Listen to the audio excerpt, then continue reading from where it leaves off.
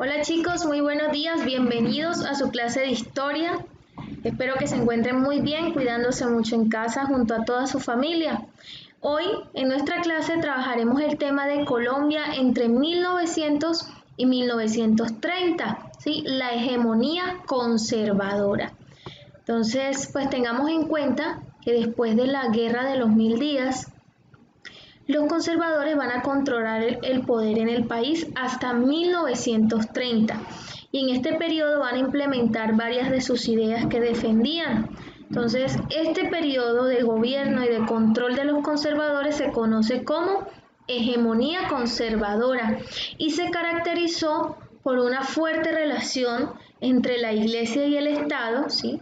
Los gobiernos conservadores pues le dieron un papel muy importante a la Iglesia en la toma de decisiones políticas y bueno, y de hecho firmaron el concordato, ¿sí? Un acuerdo entre el Estado y el Vaticano que le permitió a la Iglesia mucho control en buena parte de la educación del país y se estableció la enseñanza de la religión como obligatoria, ¿sí? Y se fundaron varios colegios que estuvieron bajo el control de la Iglesia. Ahora, en cuanto a la economía, pues implementaron unas políticas proteccionistas, ¿sí? Que controló las importaciones mediante impuestos a esas mercancías que venían de otros países, mercancías extranjeras, lo que las hizo más costosas y más limitadas frente a las mercancías nacionales producidas aquí. Entonces, esto va a contribuir al desarrollo industrial de Colombia, ¿sí?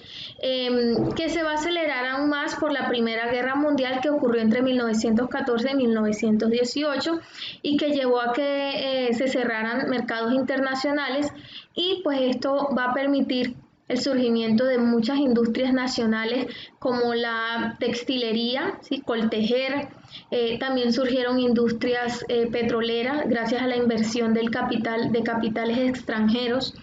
Sin embargo, pues la economía nacional se va a sustentar, ¿sí? Principalmente en la exportación de café.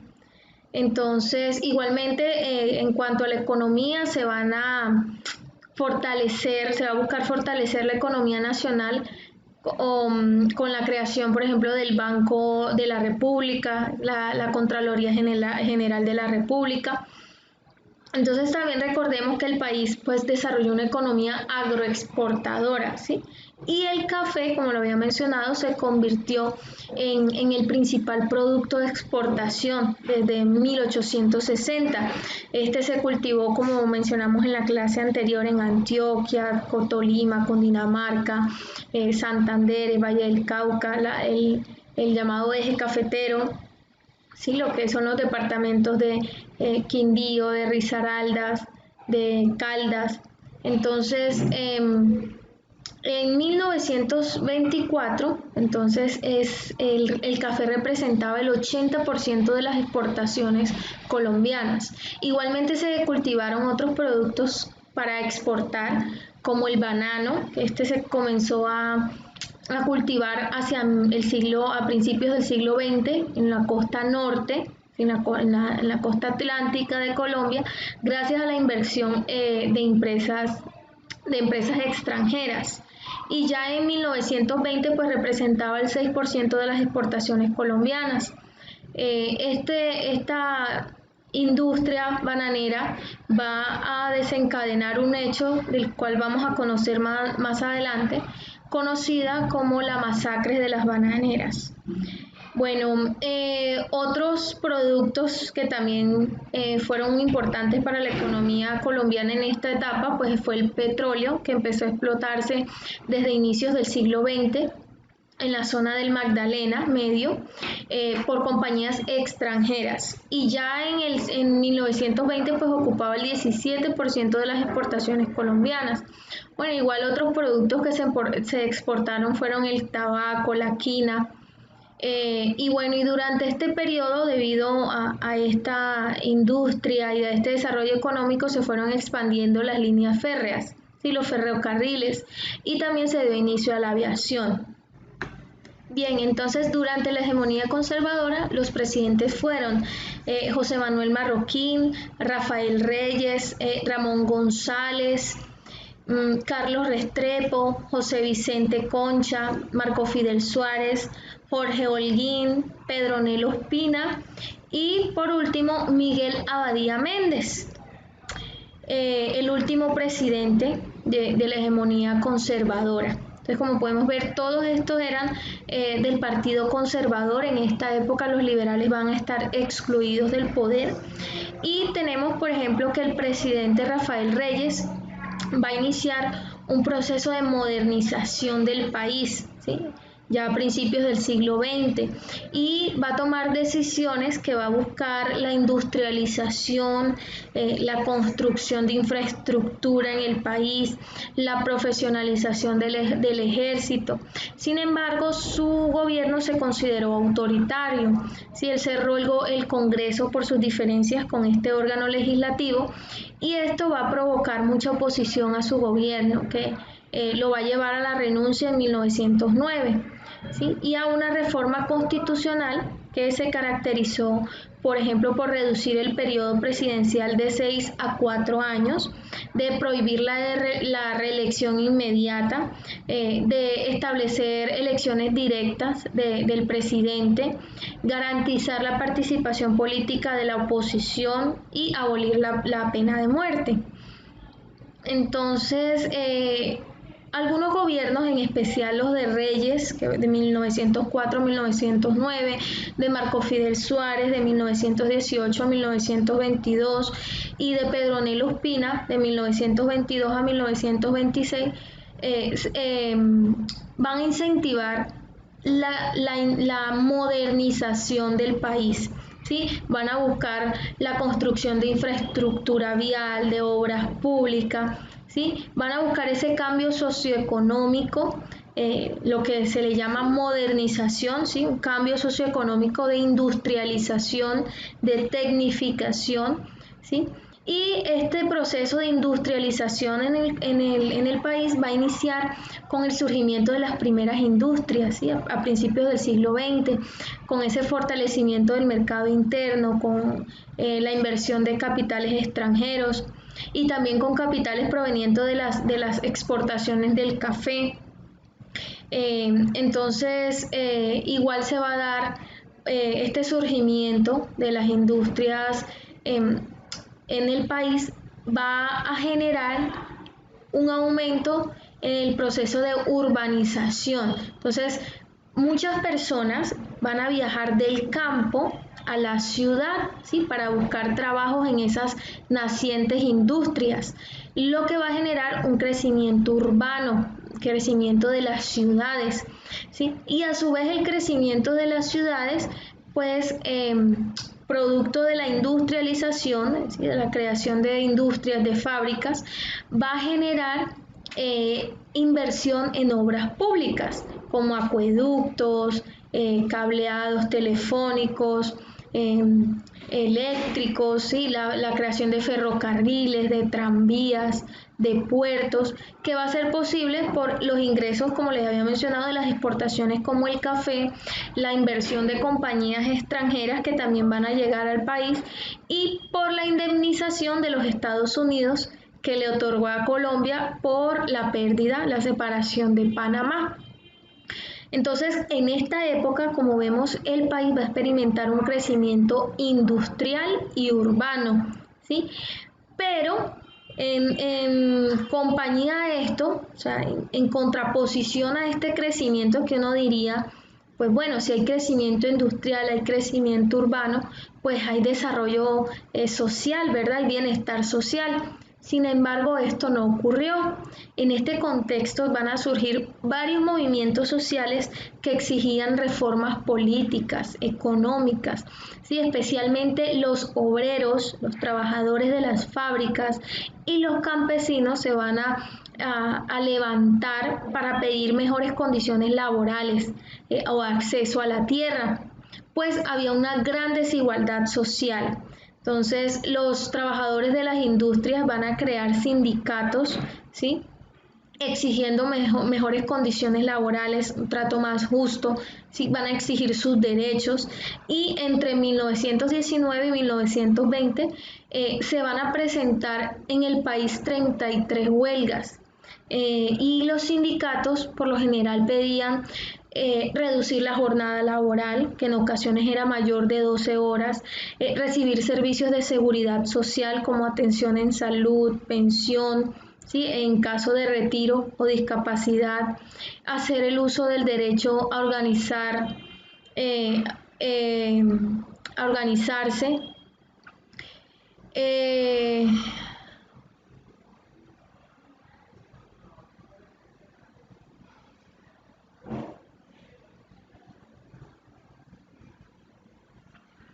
hacer uso del derecho a organizarse, ¿sí? El aumento de los salarios y en este proceso se creó el Partido Socialista Revolucionario en 1926, que luego va a cambiar su nombre a Partido Comunista Colombiano.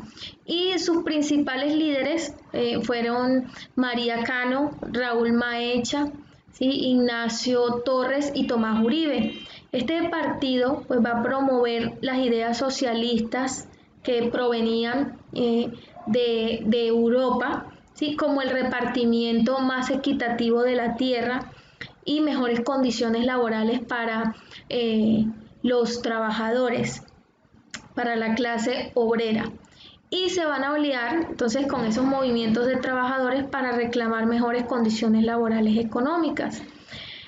Entonces, durante este periodo también se van a generar movimientos campesinos e indígenas que buscaban defender su derecho a la tierra, como el liderado por Manuel Quintín Lame, un indígena colombiano del Cauca, que va a sobresalir por sus luchas, ¿sí? En defensa de los pueblos indígenas, en su derecho a la tenencia de la tierra.